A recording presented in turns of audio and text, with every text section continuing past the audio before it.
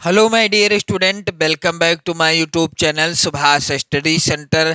तो जितने भी मेरे प्यारे बच्चे 22 फरवरी 2024 को बोर्ड एग्जाम देने वाले हैं, जैसा कि आप सभी जानते हैं 22 फरवरी 2024 को हिंदी विषय का पेपर है। तो जितने भी मेरे प्यारे विद्यार्थी कक्षा 10 के विद्यार्थी हैं, आप सभी का 22 फरवरी 2024 को हिंदी विषय का पेपर है।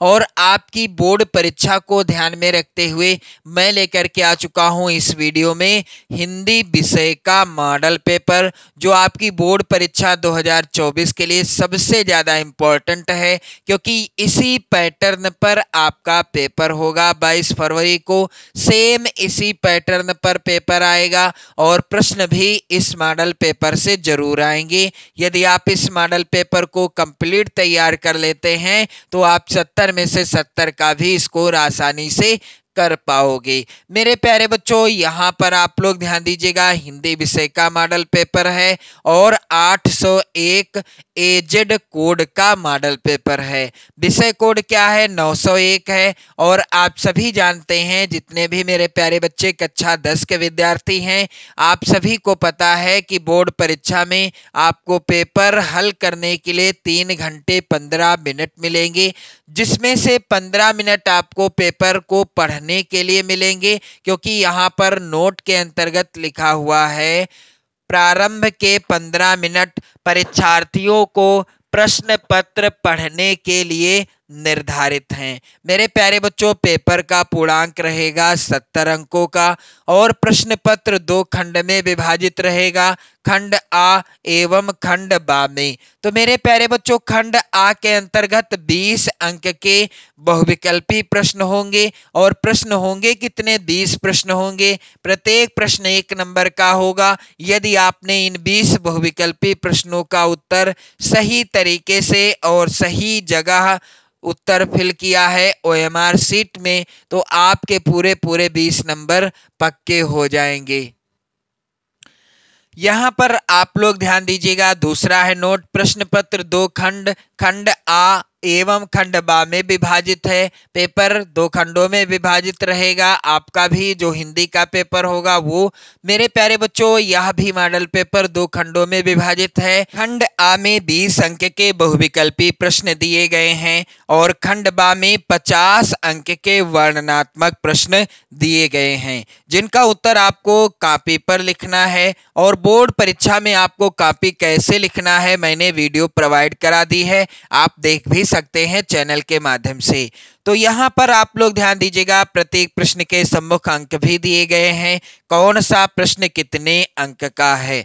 तो खंड आ के अंतर्गत जो बहुविकल्पी प्रश्न है, जिसके लिए 20 अंक निर्धारित हैं, कुछ इसी पैटर्न पर प्रश्न आएंगे। आप सभी से रिक्वेस्ट है कि आप सभी लोग इस मॉडल पेपर को कंप्लीट तैयार कर लीजिएगा, क्योंकि इस मॉडल पेपर के द्वारा आप अच्छा स्कोर भी कर सकते हैं मेरे प्यारे बच्चों बोर्ड परीक्षा में। पहला प्रश्न है मेरे प्यारे बच्चों, निम्नलिखित में से जीवनी विधा पर आधारित रचना है। विकल्प इस प्रकार से हैं। पहला है विकल्प अनामदास का पोथा, दूसरा विकल्प है कलम का सिपाही, तीसरा है विकल्प बसेरे से दूर, चौथा है विकल्प शाश्वती। तो ऐसी कौन सी रचना है दिए गए विकल्पों में से जो जीवनी विधा पर आधारित रचना है? तो यहाँ पर आप लोग ध्यान देंगे, कलम का सिपाही जो रचना है मेरे प्यारे बच्चों, यह जीवनी विधा पर आधारित रचना है। यदि प्रश्न पूछ लिया जाता है कि कलम का सिपाही के लेखक कौन हैं, तो कलम का सिपाही के लेखक हैं अमृत राय जी। और यदि प्रश्न पूछ लिया जाता है कि कलम का सिपाही किसकी जीवनी है, तो उत्तर क्या होगा? मुंशी प्रेमचंद जी की। कलम का सिपाही मुंशी प्रेमचंद जी की जीवनी है, यानी अमृत राय जी ने कलम का सिपाही जो कि रचना लिखी, जो कि जीवनी विधा पर आधारित है। और इस जीवनी विधा पर आधारित रचना में इन्होंने मुंशी प्रेमचंद जी के जीवन के बारे में लिखा हुआ है। प्रश्न संख्या 2 है मेरे प्यारे बच्चों, त्याग पत्र के लेखक कौन हैं? विकल्प दिए गए हैं इस प्रश्न के कुछ इस प्रकार से। पहला विकल्प है मेरे प्यारे बच्चों मुंशी प्रेमचंद, दूसरा विकल्प है जयशंकर प्रसाद, तीसरा जैनेन्द्र कुमार, चौथा विकल्प अमृत लाल नागर। तो त्याग पत्र के लेखक हैं जैनेन्द्र कुमार जी। यदि प्रश्न पूछ लिया जाता है कि त्याग पत्र जो कि रचना है हिंदी गद्य की किस विधा पर आधारित, तो यह उपन्यास विधा पर आधारित रचना है और इस रचना के लेखक कौन हैं? जैनेन्द्र कुमार जी हैं। प्रश्न संख्या 3 वेरी इंपॉर्टेंट है मेरे प्यारे बच्चों, चंद्रगुप्त किस विधा की रचना है?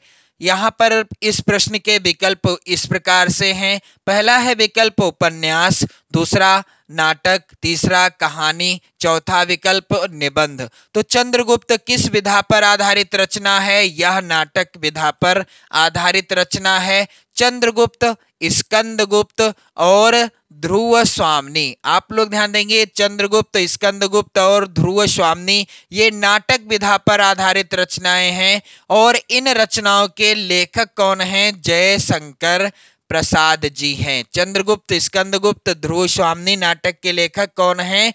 जयशंकर प्रसाद जी हैं। मेरे प्यारे बच्चों प्रश्न संख्या यहाँ पर 5 है, वेरी इंपॉर्टेंट। आप सभी से रिक्वेस्ट है कि आप सभी लोग इन प्रश्नों को अपनी नोट्स पर लिखते जाना, क्योंकि ये प्रश्न आपकी बोर्ड परीक्षा के लिए सबसे ज्यादा इंपॉर्टेंट हैं। मेरे प्यारे बच्चों प्रश्न संख्या 5 है, रामचंद्र शुक्ल की कहानी है। विकल्प दिए गए हैं, आपको बताना है कि रामचंद्र शुक्ल जी की कहानी कौन सी है। पहला है विकल्प ढुलाई वाली, दूसरा विकल्प उसने कहा था, तीसरा 11 वर्ष का समय, चौथा इंदुमती। तो रामचंद्र शुक्ल की कहानी है 11 वर्ष का समय और रामचंद्र शुक्ल जी की रचना है एक जो कि बोर्ड परीक्षा में बार बार पूछी जाती है। चिंतामणि के लेखक कौन हैं? तो चिंतामणि आचार्य रामचंद्र शुक्ल जी की रचना है। और मेरे प्यारे बच्चों यहाँ पर आप लोग ध्यान दीजिएगा, प्रश्न संख्या यहाँ पर 6 है, कविवर बिहारी, यहाँ पर बिहारी होगा, कविवर बिहारी की प्रमुख रचना कौन सी है? तो रस मीमांसा है या वैदेही वनवास या फिर गंगा लहरी या फिर सतसई। तो कविवर बिहारी लाल जी की रचना कौन सी है? दिए गए विकल्पों में से सही उत्तर क्या होगा? मेरे प्यारे बच्चों यहाँ पर आप लोग ध्यान दीजिएगा, बिहारी लाल जी की रचना है सतसई, जिसे बिहारी सतसई भी कहा जाता है और इसमें 719 दोहे हैं। बिहारी सतसई नामक रचना में या सतसई नामक रचना में कितने दोहे हैं? 719 दोहे हैं। मेरे प्यारे बच्चों यहाँ पर प्रश्न संख्या 7 आप सभी के लिए सबसे ज्यादा इंपॉर्टेंट है। वीर गति काव्यों में सर्वाधिक प्रसिद्ध और लोकप्रिय काव्य कौन सा है? वीर गति, यहाँ पर गीत होगा, वीर गति काव्यों में सर्वाधिक प्रसिद्ध और लोकप्रिय काव्य कौन सा है? पहला है विकल्प पृथ्वीराज रासो, दूसरा विकल्प विजयपाल रासो। तो मेरे प्यारे बच्चों वीर गति काव्यों में या वीर गीत काव्यों में सबसे प्रसिद्ध लोकप्रिय काव्य कौन सा है? आलखंड है और आलखंड को परमाल रासो, आप लोग ध्यान देंगे, परमाल रासो भी कहा जाता है, यानी आलखंड को परमाल रासो के नाम से भी जाना जाता है। और इस रचना के रचनाकार कौन हैं? जगनिक जी हैं।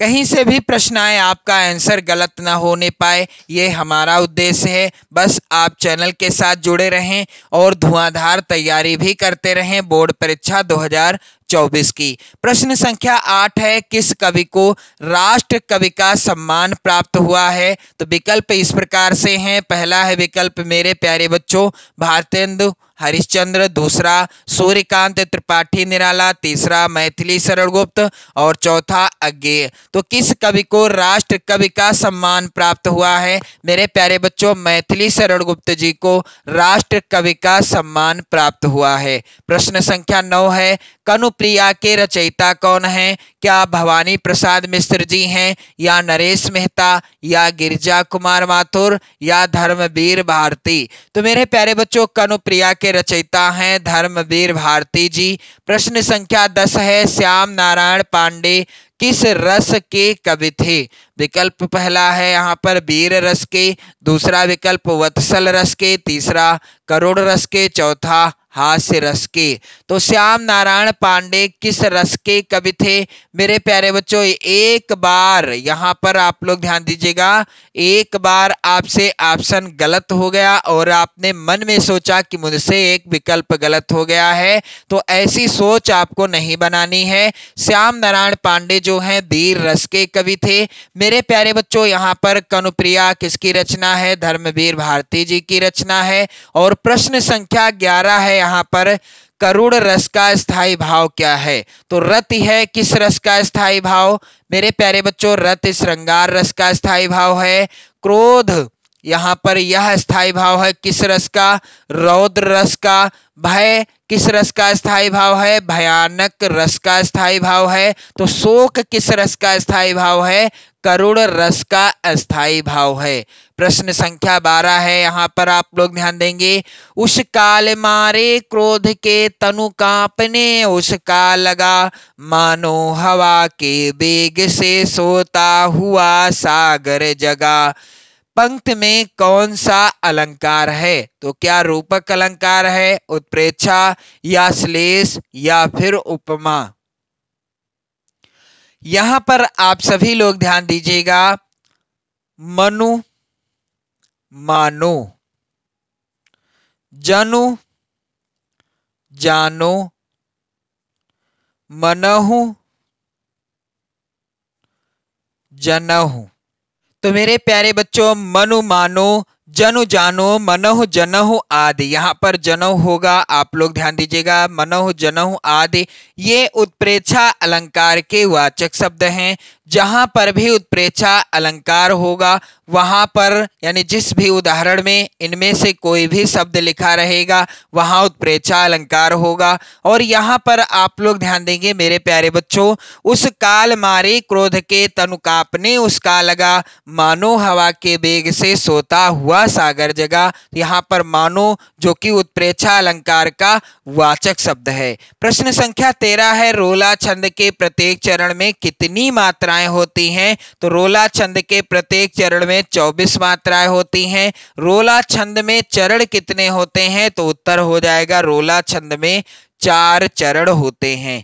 प्रश्न संख्या 14 है, उपसंहार में मूल शब्द क्या है? तो यहाँ पर आप लोग ध्यान दीजिएगा, उपसंहार में मूल शब्द क्या है? इस प्रश्न का उत्तर हो जाएगा, उपसंहार में मूल शब्द है हार। प्रश्न संख्या 15 है मेरे प्यारे बच्चों, तत् किस लिंग, विभक्ति और वचन का रूप है? तो यहाँ पर आप लोग ध्यान देंगे, इस प्रश्न का उत्तर होगा नपुंसक लिंग, द्वितीया विभक्ति एक वचन। यहाँ पर पहला ही विकल्प सही हो जाएगा।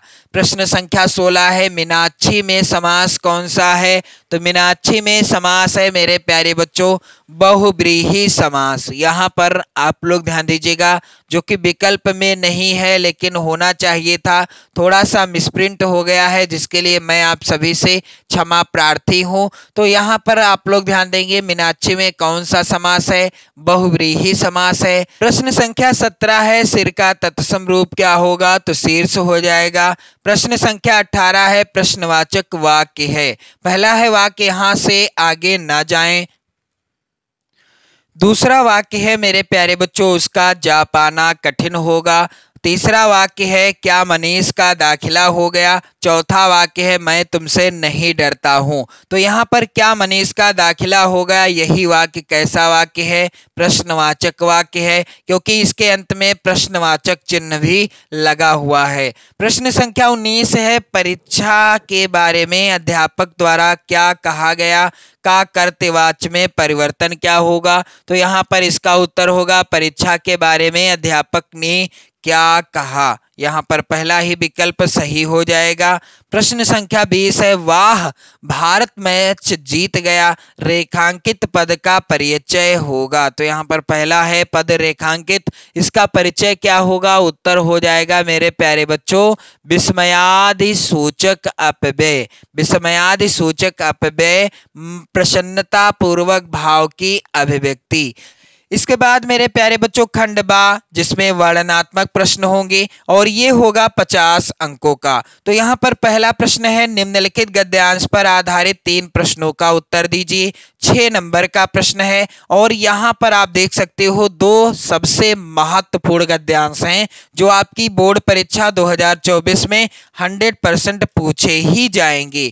मेरे प्यारे बच्चों, पहला है गद्यांश, कुसंग का ज्वर सबसे भयानक होता है, यह केवल नीति और सद्वृत्ति का ही नाश नहीं करता बल्कि बुद्धि का भी क्षय करता है। इस गद्यांश का पहला प्रश्न, प्रस्तुत गद्यांश का संदर्भ लिखिए। तो ये जो गद्यांश है किस पाठ से लिया गया है? मित्रता शीर्षक पाठ से लिया गया है। लेखक हैं आचार्य रामचंद्र शुक्ल जी। दूसरा प्रश्न है, रेखांकित अंश की व्याख्या। तो जो भी गद्यांश में रेखांकित अंश होगा सिर्फ उसी की व्याख्या करनी है, बाकी व्याख्या नहीं करनी। यहाँ पर किसी युवा पुरुष की संगति यदि बुरी होगी तो वह उसके पैरों में बंधी चक्की के समान होगी जो उसे दिन दिन अवनत के गड्ढे में गिराती जाएगी। तीसरा प्रश्न है, कुसंग का व्यक्ति के जीवन पर क्या प्रभाव होता है? तो इस तरह के प्रश्न आएंगे और ये गद्यांश आपकी बोर्ड परीक्षा 2024 के लिए सबसे ज्यादा इंपॉर्टेंट है।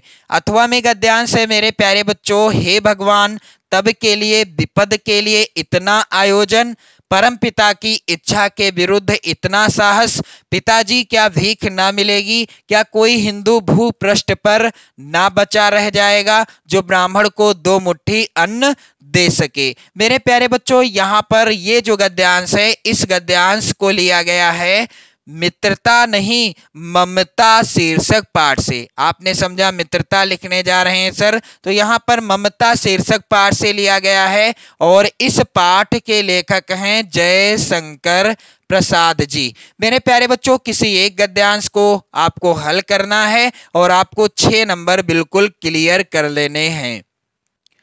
दूसरा प्रश्न है, यहाँ पर दिए गए पद्यांश पर आधारित 3 प्रश्नों का उत्तर दीजिए। ये प्रश्न भी 6 नंबर का पूछा जाएगा और यहाँ पर पद्यांश सबसे इंपॉर्टेंट है, आप लोग ध्यान देंगे। ऊधो मन न भये 10-20, एक हुतो सो गयो श्याम संग को अवराधे ईस, और इंद्री शिथिल भई केशव बिनु ज्यों देहि बिनु शीस।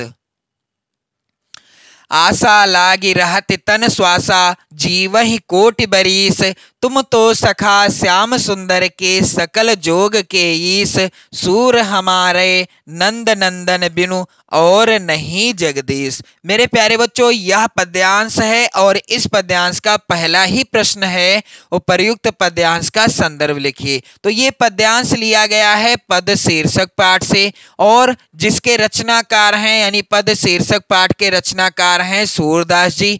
मेरे प्यारे बच्चों, यहाँ पर आप ध्यान देंगे, सूरदास जी का कोई भी पद आपकी बोर्ड परीक्षा में आएगा तो सूरदास जी का नाम जरूर लिखा रहेगा पद के अंतर्गत। ये पहचानने की सबसे बढ़िया ट्रिक है। मेरे प्यारे बच्चों, फिर रेखांकित अंश की व्याख्या करना है आपको, क्योंकि दूसरा प्रश्न है। तो रेखांकित अंश की व्याख्या आप करेंगे, पूरे पद्यांश की व्याख्या नहीं करेंगे। अथवा में यहाँ पर जो पद्यांश है वेरी वेरी इंपॉर्टेंट है, आप लोग जरूर तैयार कर लेना। सच्चा प्रेम वही है जिसकी तृप्ति आत्म बल पर हो निर्भर, त्याग बिना निष्प्राण प्रेम है, करो प्रेम पर प्राण निछावर।